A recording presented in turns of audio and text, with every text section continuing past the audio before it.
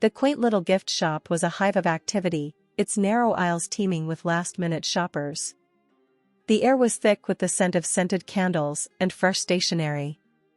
I was there too, meandering through the shelves, my eyes skimming over quirky mugs and vintage clocks, searching for a unique keepsake. That's when I noticed him, a lone figure amidst the chaos, looking utterly perplexed and out of his element. He was standing in front of the greeting cards, flipping a card open and then snapping it shut, his brows knitted in concentration.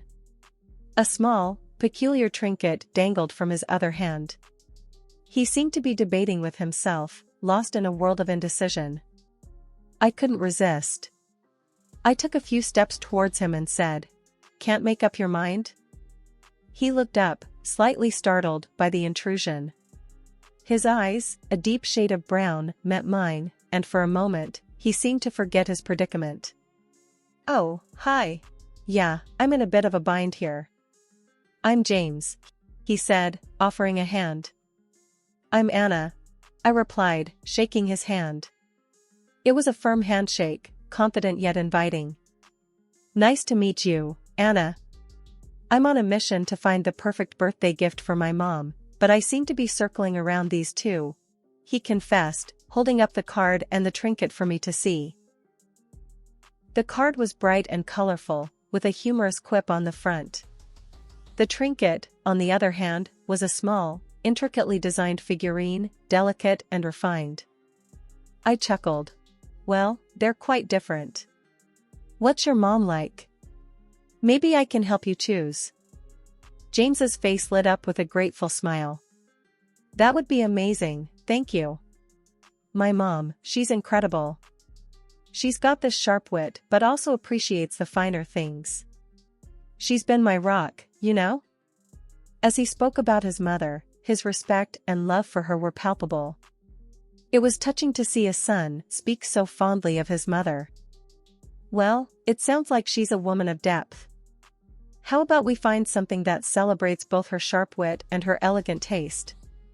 I suggested. We spent the next few minutes discussing his mother's likes and dislikes, her hobbies, and her style. The more we talked, the more I realized how easy and natural it felt to converse with James. He had a way of making every topic interesting and every joke funnier. Eventually, we settled on a beautiful pendant that was both elegant and quirky. It was a small, silver piece with an intricate design, but the centerpiece was a tiny, whimsical figure that seemed to dance in the light. "Anna, you're a lifesaver. I would have been lost in here for hours without your help." "How can I thank you?" James said, his relief evident. "How about you save me from having to cook dinner tonight?" I joked, half hoping he'd take the bait. James's eyes twinkled with amusement. "Dinner it is. There's this cozy little Italian place I know." "How does that sound?" "It sounds perfect," I replied, my heart skipping a beat. We exchanged numbers and made plans to meet up for dinner. As I left the shop, the pendant securely in James's bag, I couldn't help but feel a flutter of excitement. In a sea of mundane days, this chance encounter felt like a breath of fresh air. The evening air was crisp, the kind that hinted at the end of summer and the start of something new. I stood outside James's parents' house, my palms sweaty, rehearsing my greeting. "Nice to meet you." I practiced under my breath, trying to sound confident, not realizing that no amount of rehearsal could prepare me for the Carters. James opened the door with that familiar, warm smile. "Ready?" he asked, sensing my nervousness. "As I'll ever be," I replied, trying to muster a smile. We stepped into the living room, and that's when I saw her, Mrs. Carter. She sat regally in her armchair, her cane resting against her leg, her eyes scrutinizing me like a hawk. Mr. Carter sat beside her, a silent, almost invisible presence. "Mom, Dad, this is Anna," James introduced. "Nice to meet you," I said, extending my hand. Mrs. Carter looked at my hand and then at me, her gaze piercing. "Sit, dear," she said, her voice firm, ignoring my hand. We sat, and an uncomfortable silence filled the room. I could feel Mrs. Carter's eyes on me, examining, judging. James seemed oblivious to the tension, or maybe he was just used to it. "So, Anna," Mrs. Carter began, her tone casual yet loaded. "James tells us you're an accountant. That must be interesting." "Yes, it's quite rewarding. I love working with numbers, finding solutions," I replied, trying to sound upbeat. She hummed, unimpressed. "And your parents, what do they do?" I explained, but with each answer, her questions grew more personal, more probing. It felt less like a conversation and more like an interrogation. James remained silent, his occasional attempts to change the subject quickly overridden by his mother's pointed questions. "Tell me, Anna, how much do you earn?"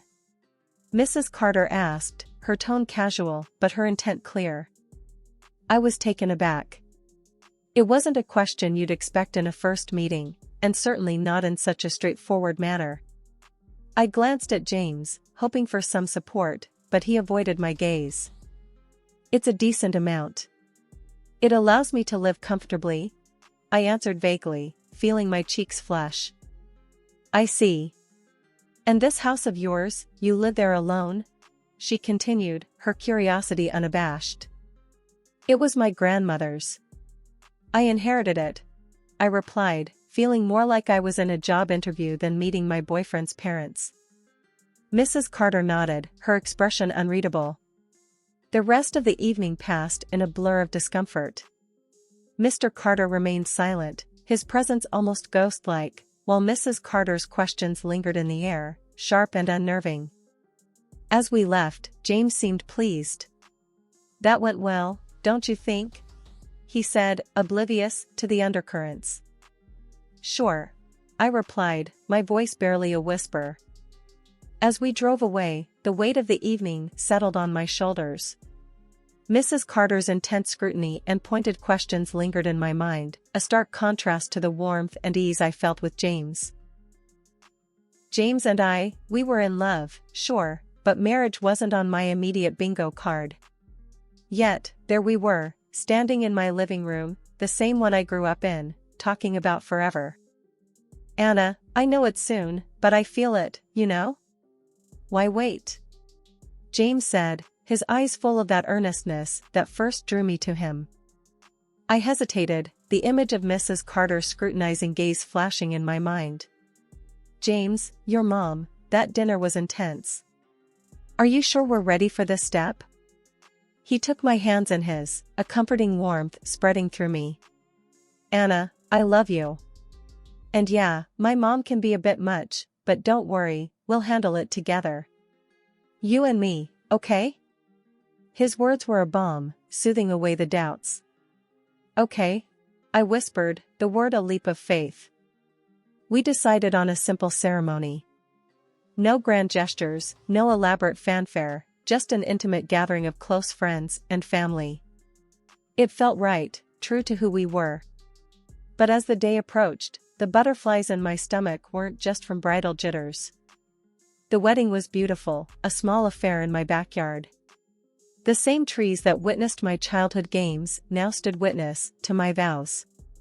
But amidst the joy, there was an undercurrent of tension, an unspoken question hanging in the air: how would the Carters fit into this new picture we were painting? James sensed it, I could tell. As we danced, his hand on my waist, mine on his shoulder, he leaned in. "Don't worry, love. We'll make it work. You, me, and yes, even my parents." I smiled, a mix of hope and apprehension. "Promise?" "Promise," he affirmed, sealing it with a kiss. But promises, I'd learn, are fragile things. The reality hit home when James and I moved into my grandmother's house. It was a quaint place, its walls holding memories of a lifetime. The ramps and low steps, once installed for my grandmother's convenience, now stood as silent testaments to her struggles and strength. "Your grandma had it all figured out, huh?" James remarked one evening, his gaze trailing over the seamless design. "Yeah, she did. She wanted to be independent, no matter what, I said, a hint of pride in my voice.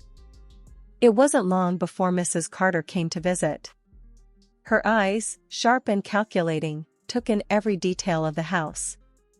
The way she moved, slowly, deliberately, her cane tapping against the floor, it was like she was marking her territory. "This is a nice place, Anna."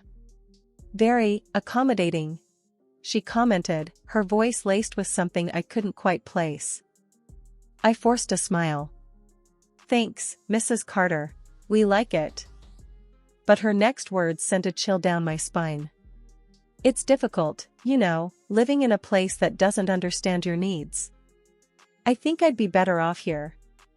The statement hung in the air, a silent ultimatum. James, ever the peacemaker, tried to navigate the treacherous waters. "Mom, we can discuss this later. Let's not jump into decisions." But the decision, it seemed, was already made. In her mind, Mrs. Carter had found her new abode. And as I looked into James's eyes, searching for the reassurance I so desperately needed, I realized that our swift marriage was about to face its first real test. The day the Carters moved in, the house changed. It wasn't just the extra shoes by the door or the additional toothbrushes in the bathroom. It was like the air itself shifted, dense with the weight of their presence. I was in the kitchen, trying to make sense of the chaos that had become my pantry, when Mrs. Carter hobbled in. Her cane clicked against the floor, a sound that was quickly becoming the soundtrack of my life. "Anna, dear, I was thinking," she started, her voice cutting through the silence. "This shelf is too high. I can't reach anything. You should rearrange it." I bit my lip, holding back a sigh. "Sure, Mrs. Carter. I'll take care of it. And another thing," she continued, oblivious to my growing frustration, "Mark and I should take the bedroom downstairs. It's just too much for me to climb up and down."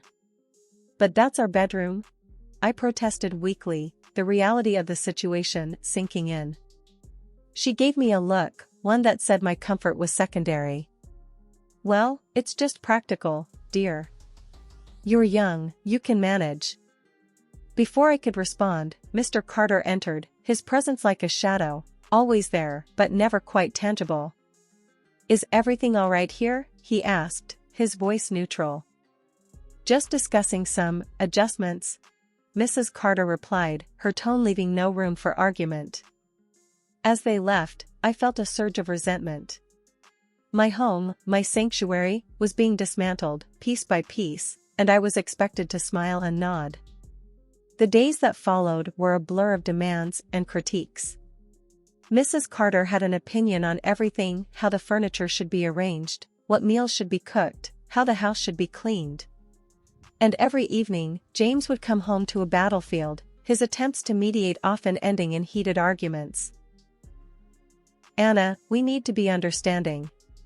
They're adjusting," he'd say, trying to calm the storm. "Adjusting? James, they're not adjusting, they're invading. This is our home, not a hotel for your parents," I'd retort, my patience wearing thin. But the breaking point came one evening, over dinner. Mrs. Carter had made some offhand comment about the meal, how it wasn't to her liking. Something inside me snapped. "Mrs. Carter, I understand you're used to things a certain way, but this is my home too.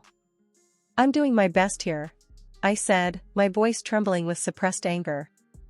She looked at me, her eyes cold and unyielding. "Your best isn't good enough, dear. Maybe if you spent less time at that job of yours and more time here, things would be different." I looked at James, desperate for support, but he remained silent, his gaze fixed on his plate. In that moment, I realized the gravity of the situation. I was an outsider in my own home, my life hijacked by the unwelcome presence of the Carters. The tension in the house was like a thick fog, impossible to ignore. Every morning, I woke up to the same routine: prepare breakfast for 4, rush to work, then come back to a list of complaints and demands. It was like living with a ticking bomb, never knowing when the next explosion would be.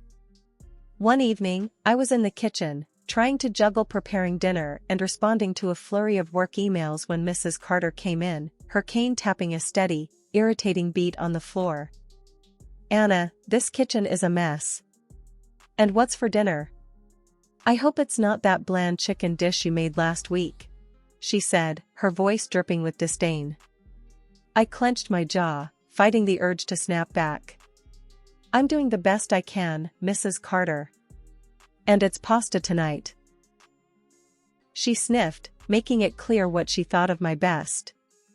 "You know, if you weren't so tied up with that job of yours, maybe you'd manage the house better."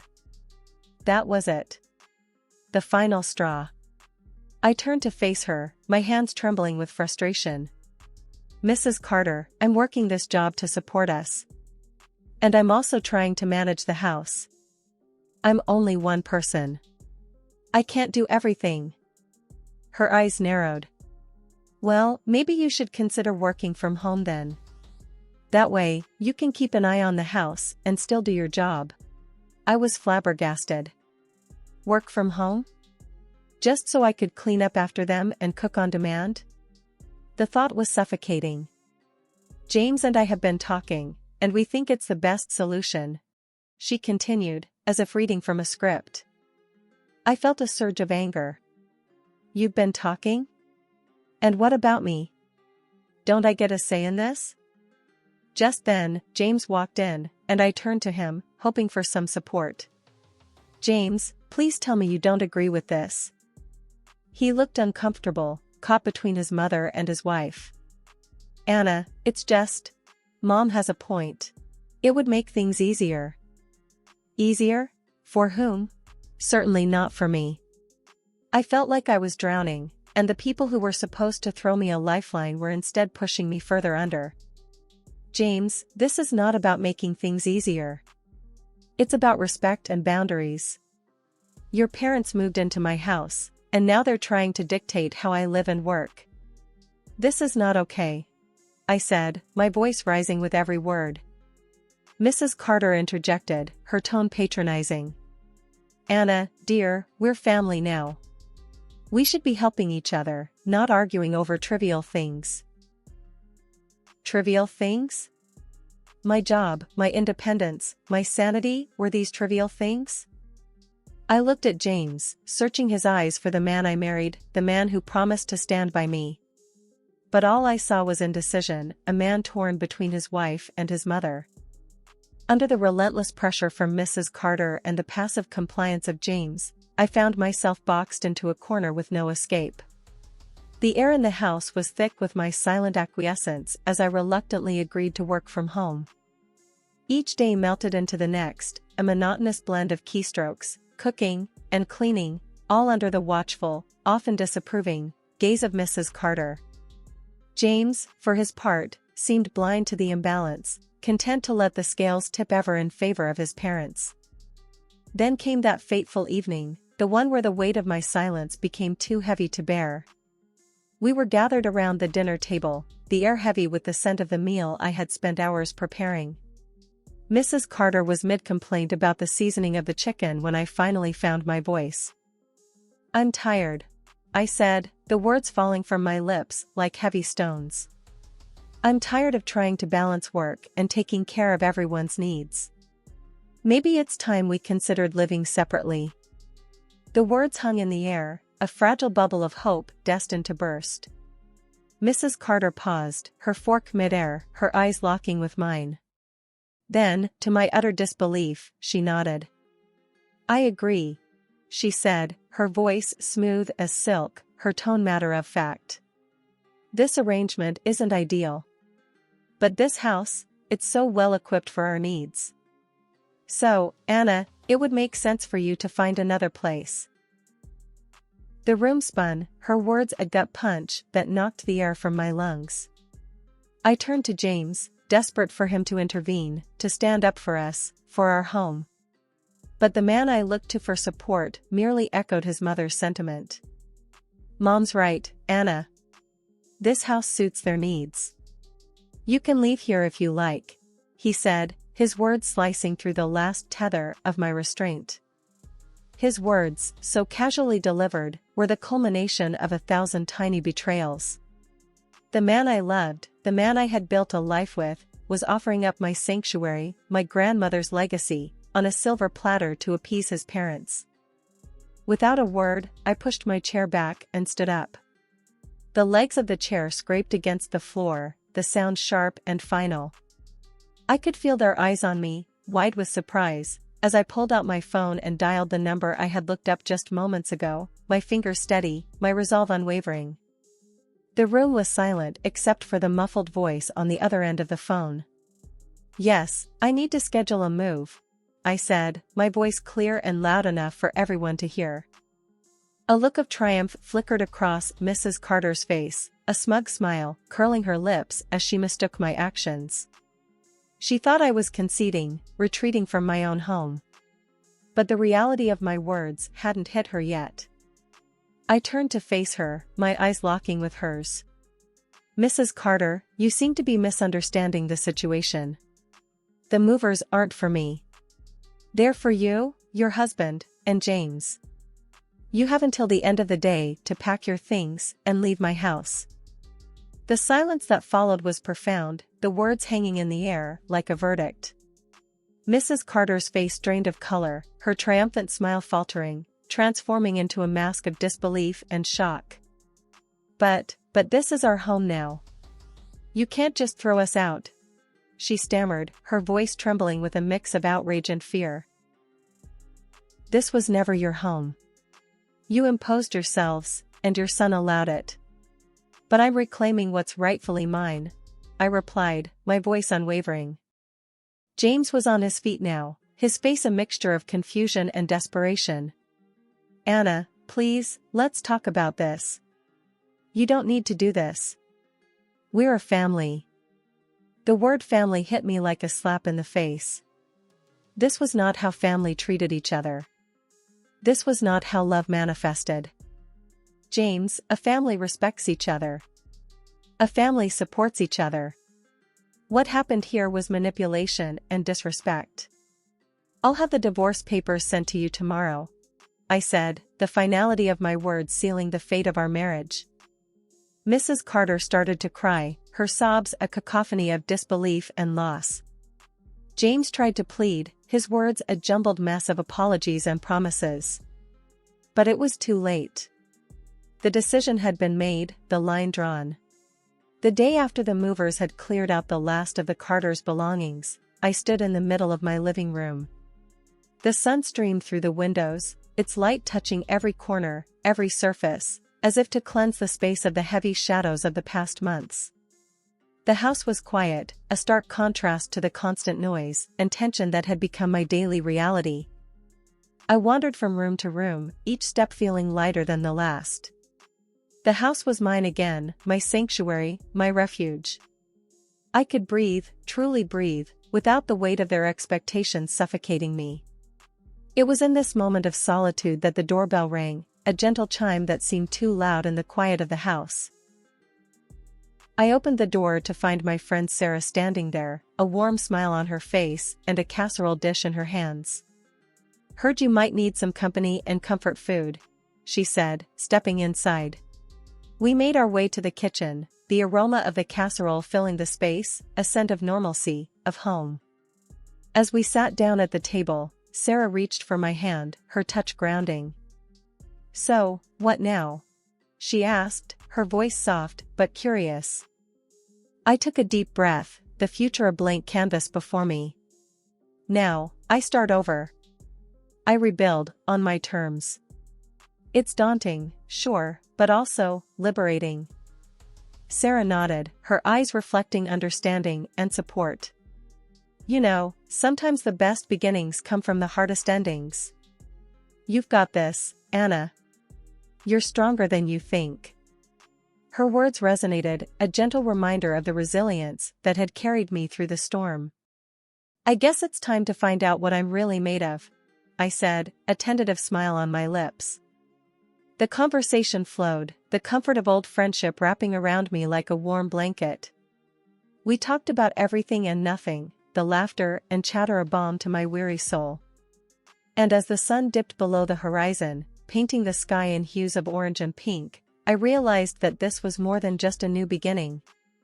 It was a chance to rediscover myself, to redefine my boundaries, to live my life unapologetically.